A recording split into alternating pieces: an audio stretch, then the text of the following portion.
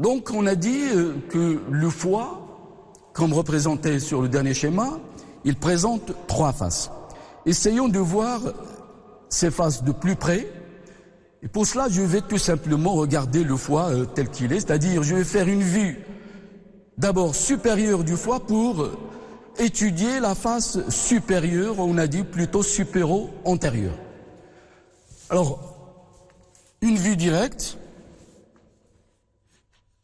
avec le haut et le côté droit.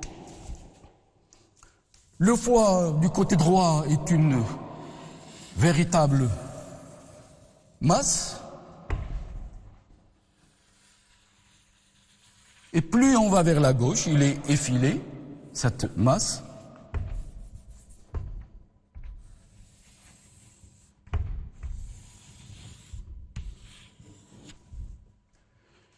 Sur cette vue supérieure, ici nous avons le bord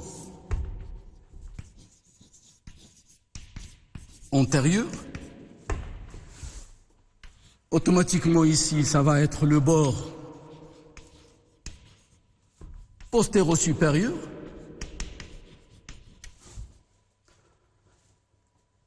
Cette face supérieure, lorsque la regardons, on est frappé par quoi? Par ce qu'on a déjà vu sur la coupe sagittale, c'est-à-dire par le ligament falciforme qui est pratiquement situé entre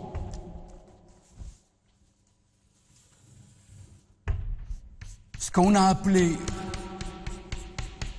le lobe gauche, c'est-à-dire la partie qui est sous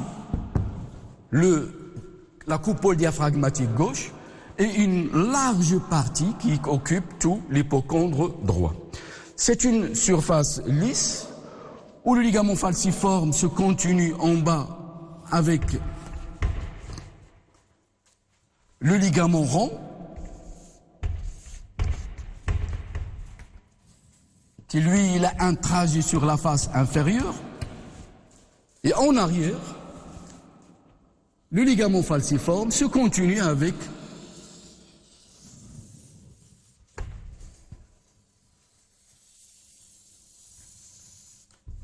le péritoine du foie. Toute cette surface, elle est recouverte par le péritoine, il est entièrement péritonisé. Sur cette surface, on va trouver à cheval du ligament falciforme une empreinte, une sorte de cratère qui n'est pas très profond, mais on peut le distinguer du reste de la face supérieure. Une empreinte rappelant la forme du cœur, c'est l'empreinte cardiaque. On peut l'entourer par une couleur qui correspond au muscle cardiaque, juste pour ne pas faire l'amalgame avec le tissu. Donc l'empreinte cardiaque. De part et d'autre, ce n'est qu'une surface lisse séparant, on va le voir, une partie gauche, qui est donc le lobe gauche, et une partie droite qui est le massif, le grand lobe droit. En avant, ça se continue avec le ligament rond, et en arrière, ça se déploie derrière par le ligament coronaire, on ne peut pas le voir ici. Si l'on soulève le péritoine, d'accord, si on décortique ce foie, on enlève son péritoine, on va trouver une petite cireuse fine sous le péritoine, que je représente ici en jaune, et qui englobe tout le foie jusqu'à sa face inférieure. C'est une membrane comme une coque qui englobe l'ensemble du foie, sans suivre les replis du péritoine, sans suivre donc les différents ligaments qu'on vient de voir. C'est une coque très fine, séreuse, qui va au niveau de la face inférieure s'incruster, pénétrer dans le hile avec les autres structures. C'est ce qu'on appelle la capsule de Glisson. Il a un intérêt particulier en chirurgie, donc capsule ou membrane de Glisson.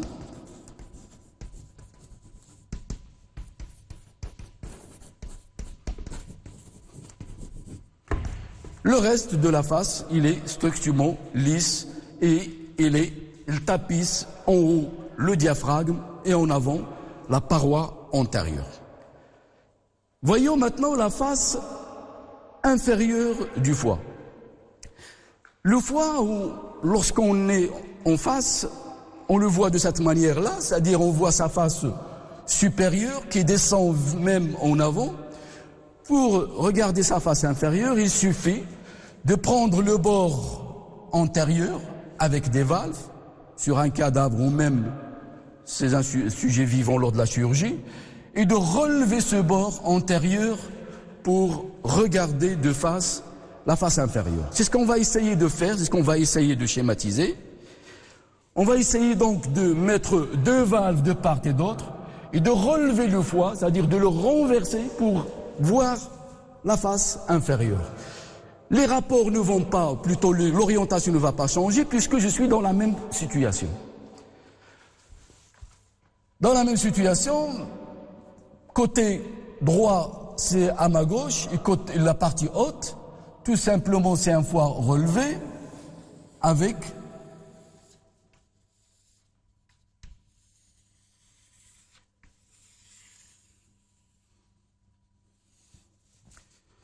je représente, si vous voulez, mes valves qui se lèvent, le bord antérieur. Ici, c'est le bord antérieur du foie. Plus bas, le foie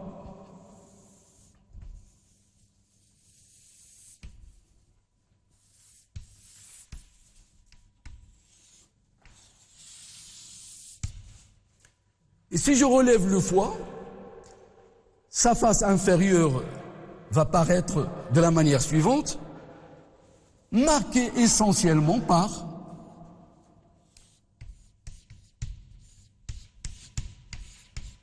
des sillons. Un sillon sagittal droit, un sillon sagittal gauche, et un sillon sagittal transversal.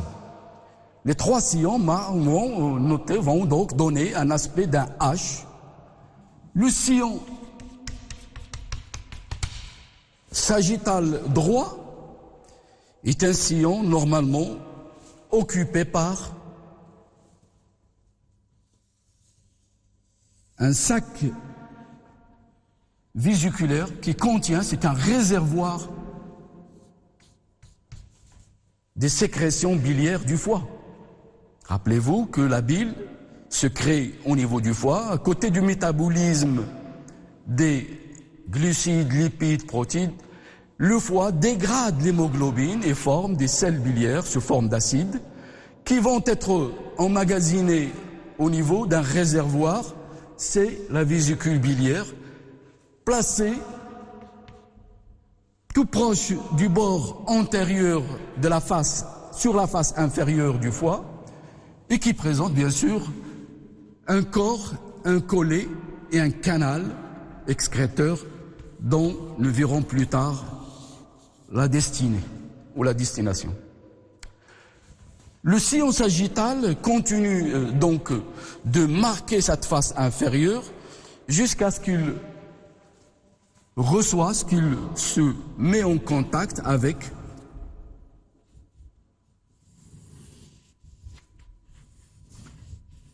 en arrière avec la veine cave inférieure. La veine cave inférieure, qu'on a dit, il a des contacts intimes. Et je vous rappelle qu'ici, on est au niveau du bord postéro-inférieur.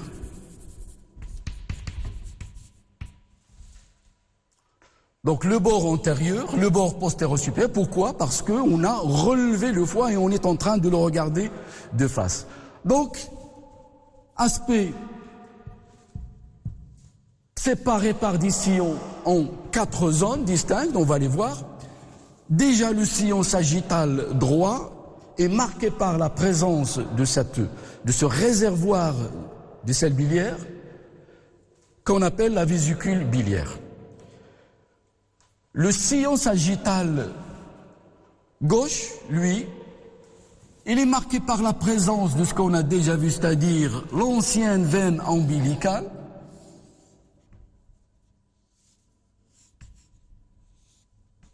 qui déborde sur le bord antérieur pour aller vers l'ombilique, comme on a vu sur le schéma précédent, et en arrière par un vestige d'un canal intrahépatique. Quand la veine ombilicale aborde le foie, après un court trajet, il y avait un canal qui permet la transition à l'intérieur du foie avant que le sang ne va vers le en haut, vers le cœur de l'embryon.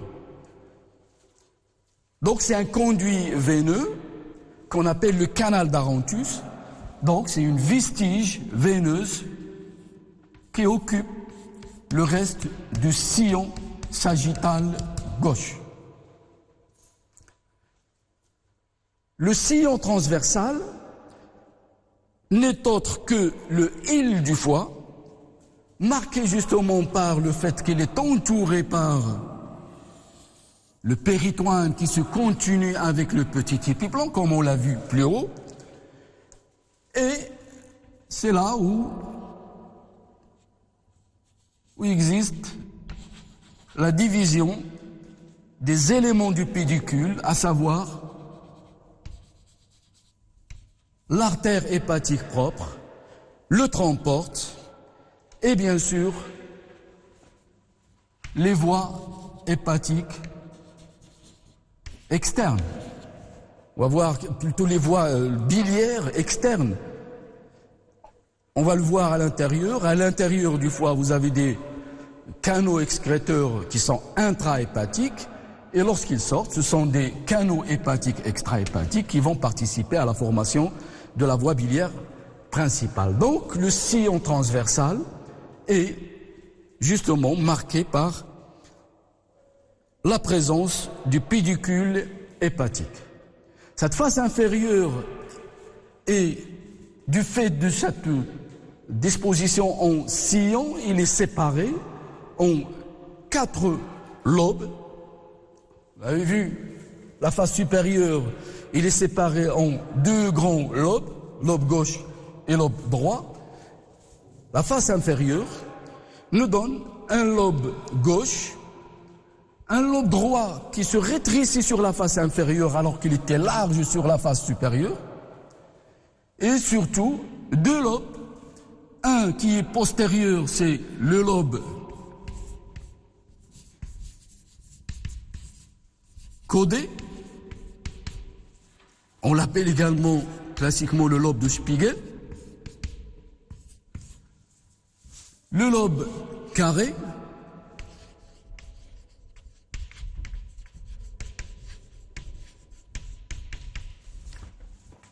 le lobe droit, et bien sûr toujours le lobe gauche. Cette face inférieure, il est marqué, sa surface, la surface des différents lobes sont marquées par des empreintes laissées par qui? Laissées par les viscères qui entrent en rapport avec la face inférieure.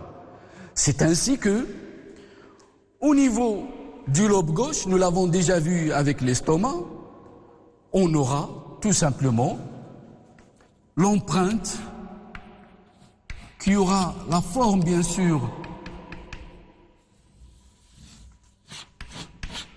de l'estomac et de l'œsophage abdominal surtout. Le lobe carré, il tombe en avant sur plutôt la région antrale.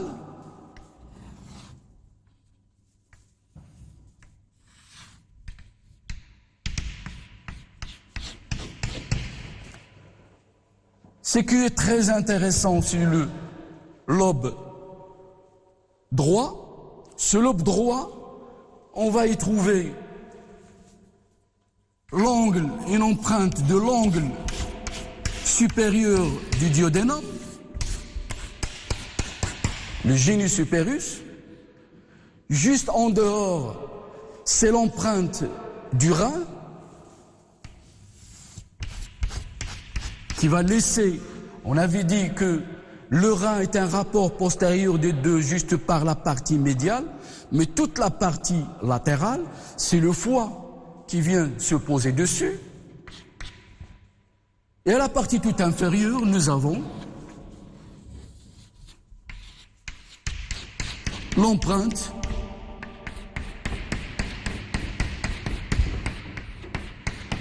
de l'angle colique droit.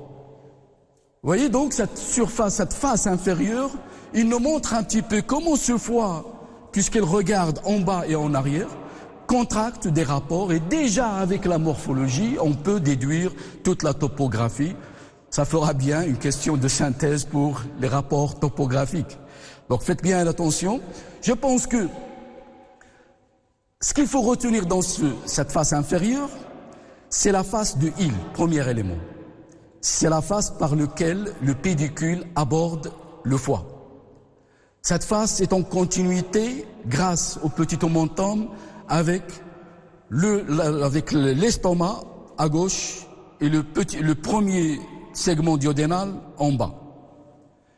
Rappelez-vous que ce petit omentum est la limite antérieure droite de l'arrière-cavité des épiplombs. Il limite en avant quoi? Le passage qu'on a appelé le hiatus de Winslow. C'est donc un passage fréquent pour les chirurgiens. Cette face marquée également par la présence de 4 lobes. Lobe gauche, lobe droit, plus rétréci que sur sa face supérieure, que sur la face supérieure du foie, un lobe carré en avant et un lobe du Spiegel ou lobe codé en arrière. Le lien entre le plan de la vésicule biliaire et celui de la veine cave marque en réalité une distinction, ce qu'on appelle la suture principale du foie, entre deux régions bien distinctes. Si l'on veut se reporter sur le schéma précédent, notre vésicule biliaire, il est de ce côté, il est sur la face inférieure, et notre veine cave émerge en haut, presque à ce niveau-là. Et donc, sur la face supérieure, cette ligne fictive qu'on a imaginée rattache la vésicule biliaire avec la veine cave. Il sépare en réalité deux foies, ce qu'on appelle le foie gauche et le foie droit, et en bas, son corollaire, sa continuité, la suture principale, sépare en fait ces deux foies avec le foie gauche où on a les deux lobes carrés et Spiegel, codé, et le lobe gauche. Le foie droit, à la partie inférieure, nous avons le lobe droit et nous verrons plus en détail de quoi il est constitué. Donc retenons qu'il y a, on décrit au foie, une suture principale qui sépare le foie, qui est rien qu'une ligne reliant l'endroit où la veine cave prenne attache avec la face postérieure et l'endroit où la vésicule biliaire est attachée, c'est-à-dire la suture sagittale, ou plutôt le sillon sagittal droit. C'est ce qu'on appelle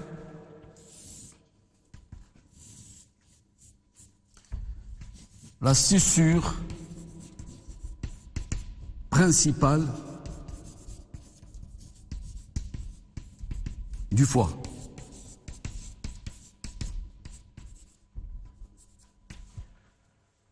Voici donc cette face inférieure Et son intérêt, c'est donc les rapports qu'il contracte, marqués essentiellement par l'empreinte du rein droit, l'empreinte du génus superius, l'angle qui relie D1 à D2,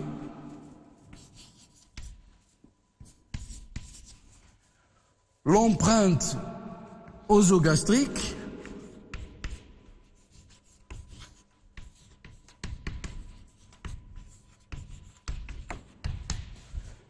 et l'empreinte antrale, l'empreinte de l'antre. Et là, nous avons l'empreinte que je représente par EMP, si vous voulez. EMP, l'empreinte de l'angle colique droit. Donc voilà cette face inférieure, ce qu'il nous apprend par rapport au foie. La face postérieure maintenant. Alors la face postérieure, il n'y a pas plus simple pour la décrire que de se mettre derrière le foie. On va imaginer comme si on a enlevé la paroi postérieure, on laisse le foie avec ses attaches en place et on va se placer derrière. Donc notre schéma va avoir comme orientation la partie haute, je suis derrière le foie, donc la droite va être sur la droite du tableau. Le diaphragme, si vous voulez, comme repère, on peut toujours le mettre. C'est la coupole diaphragmatique droite. Et notre foie, avec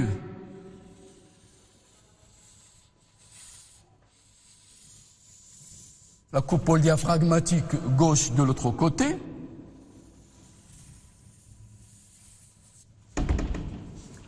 Une masse droite qui est plus volumineuse que la gauche. On est sur la face postérieure, ça veut dire que là, vous avez le bord supéro postérieur au postéro-supérieur. Là, c'est le bord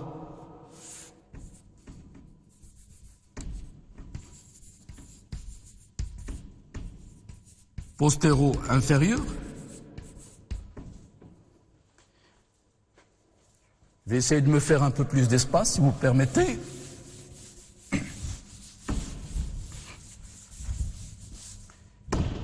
Et donc, comme on est derrière le foie, on n'a rien coupé, que la paroi, on l'a enlevée. Cette face inférieure, donc postérieure, ne va pas m'empêcher de pouvoir voir la face inférieure que nous venons de voir. Puisque, en position normale, je vous ai dit qu'on est sur un sujet, on est derrière, on a enlevé la paroi postérieure et on est en train de regarder. Sa face postérieure regarde droit vers nous. La face inférieure, on l'a dit, c'est une face qui est orientée en bas et en arrière. Donc sur cette vue, automatiquement, nous aurons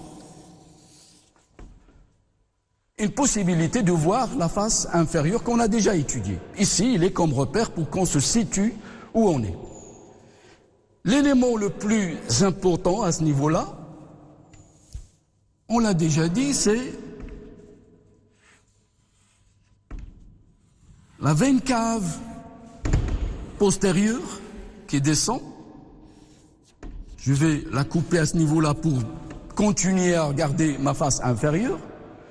Cette veine cave adhère à la face postérieure. Il y a même des orifices qui s'ouvrent entre le foie et la veine cave, 2 en général en haut, plus bas, des petits pertuis, des petites vénules qui viennent s'ouvrir sur la veine cave. Ce qui explique l'intime lien et l'intime contact et attache avec le foie, comme on a décrit cette veine cave comme étant le principal moyen de fixité.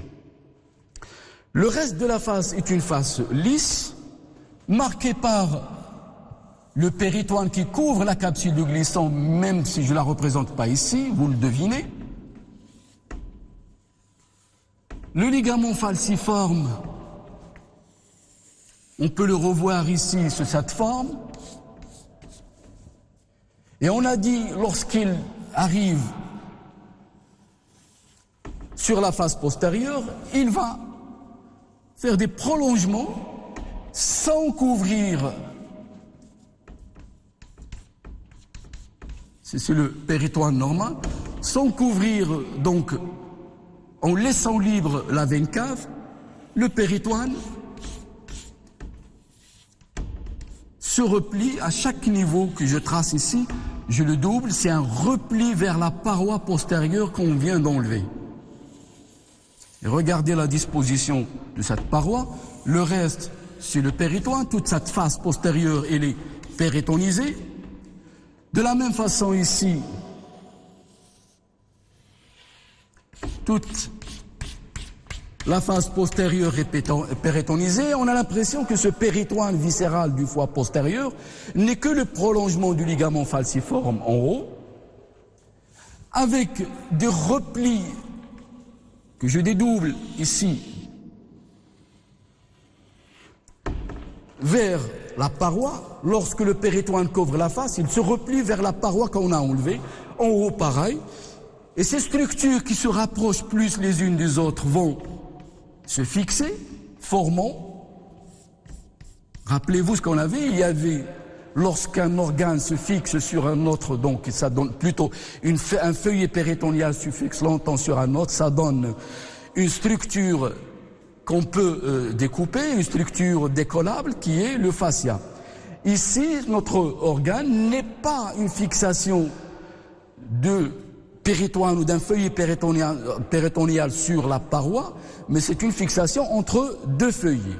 Il n'y a pas de structure vasculaire dedans, donc, on l'a déjà défini, ce sont des ligaments. Les ligaments du foie.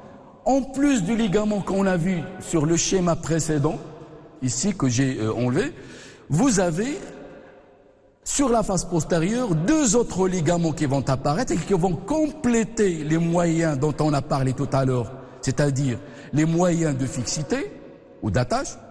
Ces ligaments, selon leur forme, on va les appeler les ligaments triangulaires. Le ligament triangulaire droit et le ligament triangulaire gauche. Et le repli global du péritoine vers la paroi, si vous suivez cette forme, grossièrement, il ressemble à une couronne. Couronne avec 2 ligaments de part et d'autre. C'est le ligament coronaire qu'on représente ici, et c'est les 2 ligaments triangulaires qui viennent s'ajouter aux moyens de stabilité dont on a parlé tout à l'heure. Le reste de la face postérieure ne présente pas de particularité. Retenons l'élément important, c'est le lien direct, sans interposition de péritoine, sans interposition d'autres structures, entre la veine cave inférieure et la face postérieure du foie. Plus bas, on retrouve les éléments de la face postérieure qu'on a vu en haut, c'est-à-dire le sillon sagittal gauche, le sillon sagittal droit, avec notre fameuse vésicule, le sillon sagittal plutôt transversal au milieu, qui est le hile, marqué par la présence des branches du pédicule,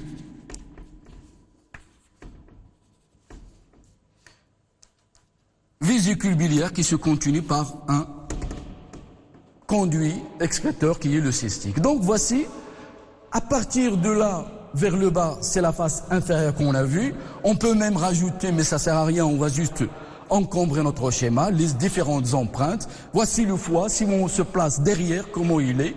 Nous avons une face postérieure, purement postérieure, limitée par les deux bords supéro-postérieur et inféro-postérieur. Cette face, l'élément principal, c'est le contact direct avec la veine cave inférieure, une zone dénudée de péritoine.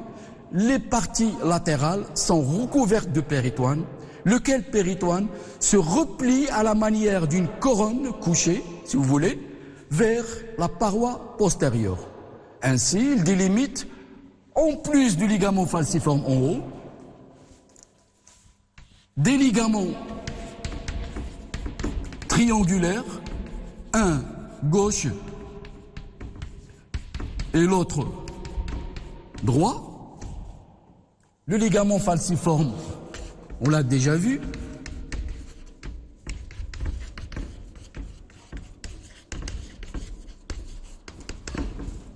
La veine cave, bien sûr,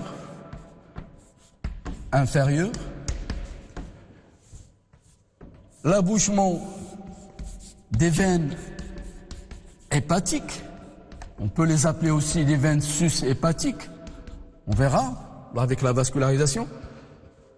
Et en bas, vous avez la face inférieure, c'est-à-dire le hile, la vésicule biliaire. Là, c'est le bord antérieur qui délimite la face inférieure du foie. Donc voici de l'extérieur comment se présente notre foie. Une face supérieure lisse, séparée en deux grandes parties par le ligament falciforme. Seule empreinte marquée ici, c'est l'empreinte du cœur. Une face inférieure qui est en haut et à droite, donc vous l'avez, c'est la face la plus importante par ses rapports et par les éléments qui y parviennent ou qui en sortent, c'est le pédicule. Face divisée ou subdivisée en 4 lobes, lobe gauche, lobe carré en avant, lobe codé en arrière et le lobe droit à droite. Une face postérieure marquée essentiellement par la présence et le passage et la relation intime avec la veine cave inférieure et le repli du péritoine vers la paroi postérieure, délimitant deux structures ligamentaires qui viennent s'ajouter aux structures dont on a parlé. Ce sont les ligaments triangulaires.